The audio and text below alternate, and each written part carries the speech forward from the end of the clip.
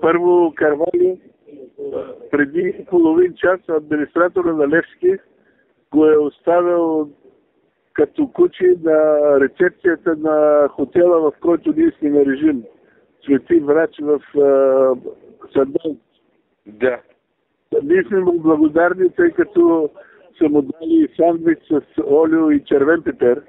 Докато не изчака от тренировката да има сандвич, не е зехтин даже, олио и червен пипер, за което им благодаря. Страшна простотия, не знам какво е, но тъй като господин Билев е в Гърция и го информирахме за ситуацията, и преди до събота Гара Дембеле да се върне в Локомотив, ние ще върнем парите, които са изплатили до сега. По същия начин ще действаме и ние. Нямаме, но ако говорим по човещина, те трябва да ни върнат на Дембеле. Това е нашето настояване.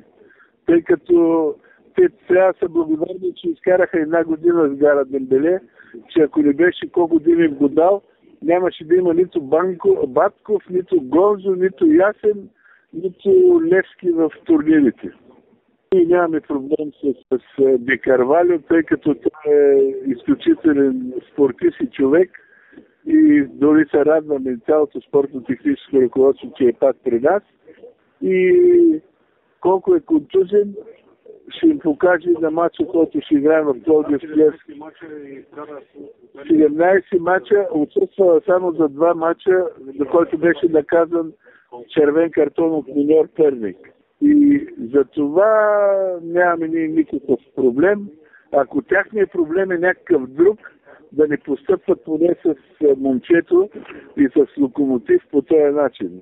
Това е присъщо на ешковците. Това нямаше да ги има. Знаете каква беше обстановката и какви думи се чуваха по стадиона? Знаеш да ти я кажа, тая дрес, както казва нашия сам,